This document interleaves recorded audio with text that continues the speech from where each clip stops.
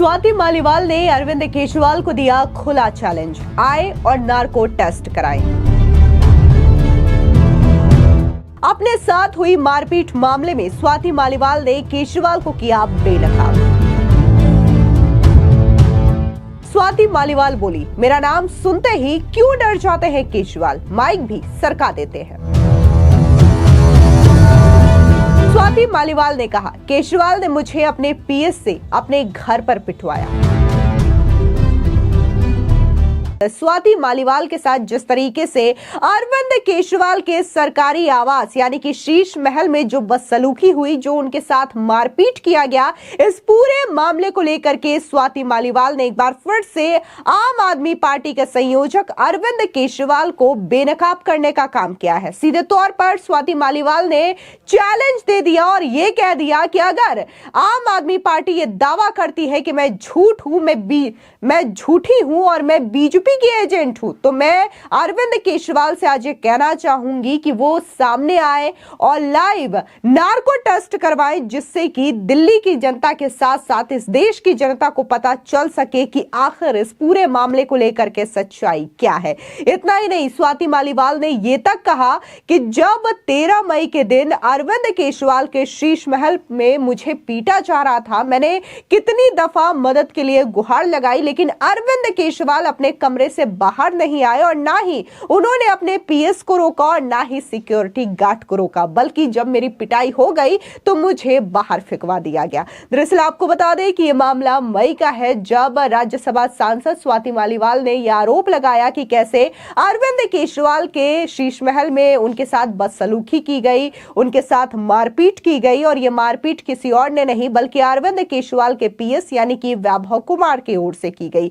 बकायदा स्वाति मालीवाल के कई सारे वीडियोस भी सोशल मीडिया पर वायरल हुए, जहां पर देखा जा सकता था कि कैसे स्वाति मालीवाल के साथ बदसलूकी करते हुए अरविंद केजरीवाल के सिक्योरिटी गार्ड्स नजर आ रहे थे, उन्हें गेट के बाहर धक्का देते हुए दिखाई दे रहे थे। जिसके बाद स्वाति मालीवाल जाती हैं हॉस्पिटल, उसके बाद उनका पूरा टेस्ट होता है और इसके बाद वो एफआईआर भी दर्ज करवाती हैं, जिसमें वो एफआईआर में ये चीजें बताती हैं कि कैसे उनके साथ मारपीट की गई, कहां कहां उन्हें चोट आई है, ये तमाम जो डिटेल्स है वो दी जाती है। लेकिन जब आम आदमी पार्टी से अरविंद केजरीवाल से इस मामले को लेकर के सवाल पूछा जाता है तो पहले तो वो खामोश रहते हैं। उसके बाद संजय सिंह ये कहते हैं कि अगर स्वाति मालीवाल के साथ बदसलूकी हुई है, मारपीट हुई है, तो वो वैभव कुमार के खिलाफ एक्शन लेंगे। लेकिन दूसरे ही दिन अरविंद केजरीवाल अपने पीएस के साथ लखनऊ एयरपोर्ट पर स्पॉट होते हैं और वहां पर अरविंद केजरीवाल के साथ उनके पीएस नजर आते हैं, जिसके खिलाफ एक्शन लेने की बात संजय सिंह कर रहे थे। अब इसी लखनऊ में एक प्रेस कॉन्फ्रेंस के दौरान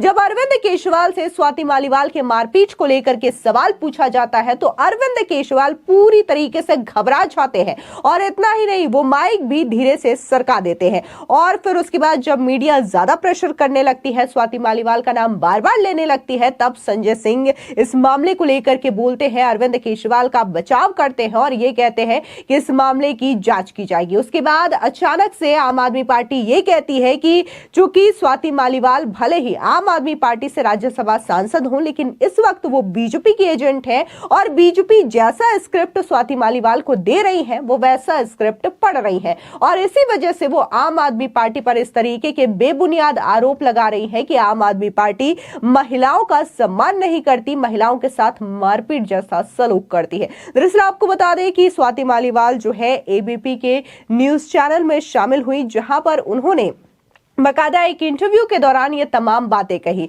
और उसके बाद उन्होंने कहा कि आज अरविंद केजरीवाल को मैं ओपन चैलेंज देती हूं, मेरा नाम सुनते ही वो आखिर इतना डर क्यों जाते हैं, यहां वहां माइक सरका देते हैं। आइए मेरा और आपका लाइव नार्को टेस्ट हो जाए, पता चल जाएगा कि कौन सच्चा है और कौन झूठा है। हिम्मत दिखाए तो देश को बताए मेरे साथ क्यों मारपीट की गई, मेरे साथ जो मारपीट हुई उसके लिए मैं केजरीवाल जी को क्यों कटघरे में ना खड़ा करूं।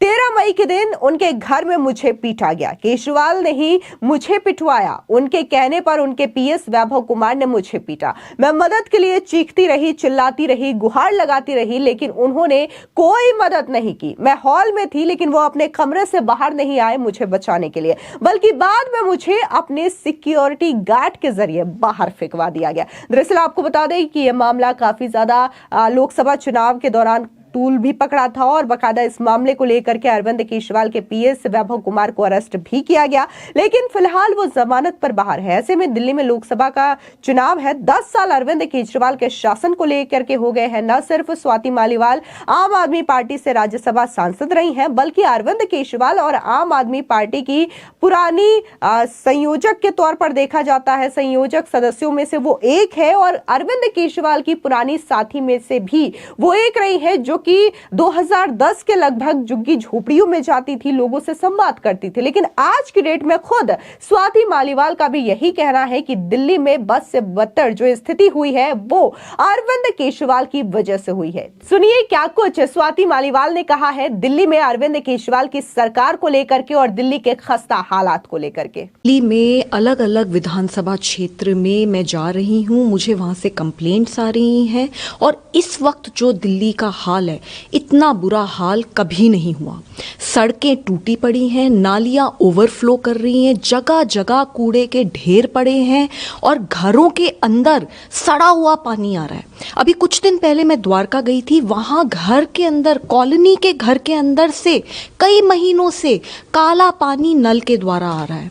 अभी मैं झुग्गी गई भलसुआ की और वहां पर सारी झुग्गियों में नलों के अंदर से पीला सड़ा हुआ पानी झागदार वो निकल कर आ रहा है। तो मैं जानना चाहती हूँ दिल्ली सरकार से कि क्या इन्होंने कोई नई स्कीम शुरू करी है कि घर घर ये बियर पहुंचाएंगे, कि बियर दिखने जैसा पानी ये अब घर के अंदर नलों में आ रहा है। वो पानी इतना जहरीला है कि पीना तो छोड़ दीजिए, अगर उसको कोई छू भी लेगा तो भी वो बीमार पड़ रहा है। मैं जानना चाहती हूँ कि ये बार बार ढिंडोरा पीटती है दिल्ली सरकार कि हर जगह हमने दिल्ली में पानी मुफ्त कर दिया। काहे का मुफ्त पानी, जब लोगों को घरों को दिन का 50 से 100 रुपया खर्च करना पड़ रहा है, तब जाकर वो बाहर से साफ पानी खरीद रहे हैं और वो पानी पे वो पीने पे मजबूर हो रहे हैं।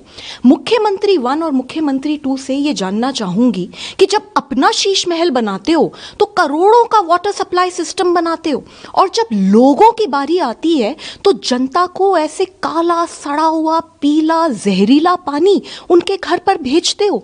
कितनी शर्म की बात है। इनसे कहना चाहती हूँ दिल्ली को दिल्ली रहने दो, ज़्यादा अफ्रीका का सूडान बनाने की ज़रूरत नहीं है और सुधर जाए, नहीं तो जनता खुद सुधार देगी। केजरीवाल जी को मैं इनवाइट करती हूँ, आइए चलिए मैं इन झुग्गियों में लेके जाती हूँ। सिर्फ वहाँ जाना जहाँ आपके चंद सपोर्टर्स हैं और एक प्रोटेक्टेड एनवायरनमेंट में घूमना, इसको राजनीति नहीं कहते, इसको लोगों के लिए काम करना नहीं कहते। अपना एयर कंडीशन दफ्तर छोड़ो, अपना शीश महल छोड़ो, उसके बाद जनता के लिए जनता के साथ रहकर काम करो और जाओ ना भलसुआ की झुग्गियों में, क्यों नहीं जाते? द्वारका की कॉलोनी में क्यों नहीं जाते?